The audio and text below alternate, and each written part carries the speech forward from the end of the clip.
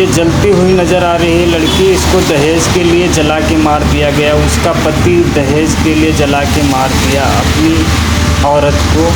इनका परिजनों का कहना है कि ये पहले से भी हमारी लड़की को टॉर्चर करता था दहेज के लिए, और दहेज में हमने एक बुलेट गाड़ी दी थी और कुछ जेवरात दिए थे, कुछ पैसे भी दिए थे। और ये भूखिया भेड़ी का पेट नहीं भरा तो ये 36 लाख रुपया और एक मर्सिडीज कार की डिमांड करता रहा। नहीं दे पाए उसके परिजनों तो ये औरत को जला के मार दिया। अब बता दें कि इसमें दोषी खाली वो दहेज मांगने ही वाला नहीं, इसमें पूरा समाज दोषी है। ये उत्तर प्रदेश ग्रेड नोएडा का ये मामला है। मैंने इसलिए समाज को दोषी ठहराया। आगे हम बात करते हैं इसी वीडियो में कि दोषी किस लिए है समाज।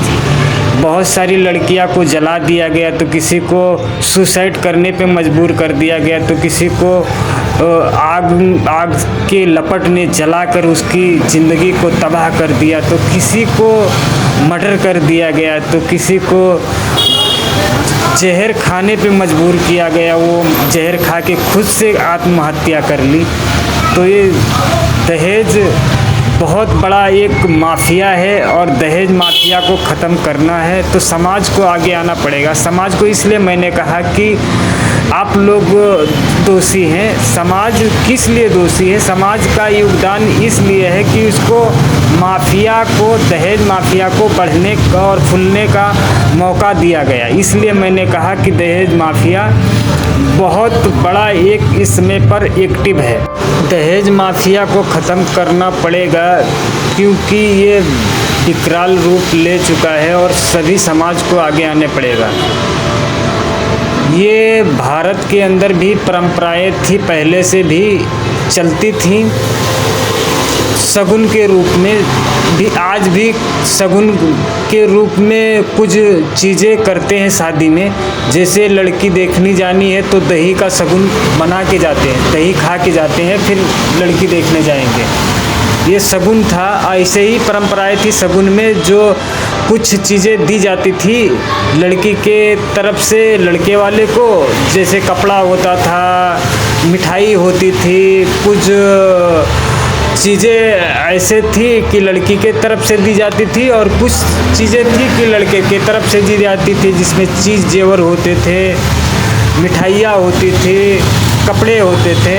आज उसको दहेज के रूप में बदल के रख दिया। इसलिए दहेज माफिया इस समय पे भारत के अंदर तेज़ी से पैर पसारा और इस समय पे विकराल रूप लिया। तो समाज का कहीं ना कहीं का ना इसको बढ़ाने में और या इसको बचाने में योगदान रहा है, क्योंकि समाज इस पर बाइकाट नहीं किया।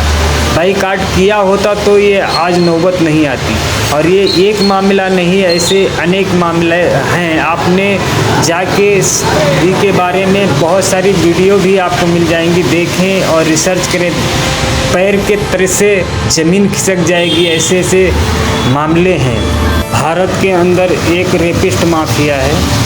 वो आए दिन कहीं ना कहीं 3 साल के बच्ची के साथ में रेप हो रहा है, तो कहीं ना कहीं 5 साल के बच्ची के साथ में रेप हो जा रहा है, तो कहीं ना कहीं 9 साल के बच्चे के साथ में रेप हो रहा है, कहीं ना कहीं 19 साल के बच्चे के साथ में रेप हो रहा है। ये रेपिस्ट माफिया का कदम तेज़ी से बढ़ रहा है भारत के अंदर, और उसको भी मालूम है रेपिस्ट माफिया को कि मुझे जेल ही होगा और क्या होगा। जैसा जेल में खाना खाएंगे और रहेंगे, वैसा ही घर पे रहना। इसको गवर्नमेंट को इस पे कड़ी एक कानून लानी चाहिए थी रेपिस्ट माफिया को और दहेज माफिया को ख़त्म करने के लिए। रेपिस्ट माफिया को और दहेज माफिया को ख़त्म करने के लिए सरकार को उच्च कदम उठानी पड़ेंगी, क्योंकि ये तेज़ी से एक्टिव हो रहा है। उसको भी मालूम है, रेपिस्ट माफिया को भी मालूम है कि मुझे क्या होगा, जेल होगा, जेल में भी रोटी खाई जाएगी। इसको ख़त्म करना है तो एक कानून लाना पड़ेगा, संसद में पारित करके एक कानून लाया जाए जिसमें इसको रेपिस्ट माफिया को जेल नहीं फांसी दी जाए बीच चौराहे। गांव में एक कहावत कहते हैं कि एक को मारेंगे 4 खौफ खा के भागेंगे। तो एक को फांसी दे दी गई तो ये लोग को दिमाग ठिकाने लग जाएगा कि कल मेरा भी नंबर आ सकता है, ऐसा किया तो ये खौफ पैदा हो जाएगी। ये कानून लाना चाहिए कि फांसी दी जाएगी। कमेंट में अपनी ज़रूर राय रखिएगा, बताइएगा वीडियो कैसी लगी। फिर मिलते हैं कोई नए वीडियो के साथ में। जय हिंद। बलात्कार हो गया, बेटी बढ़ाओ बेटी बचाओ के नारे से चमत्कार नहीं होना। और इन बैंड के लौड़ों को बलात्कारियों को फांसी दो। माँ की कसम, इस देश में कभी बलात्कार नहीं होना।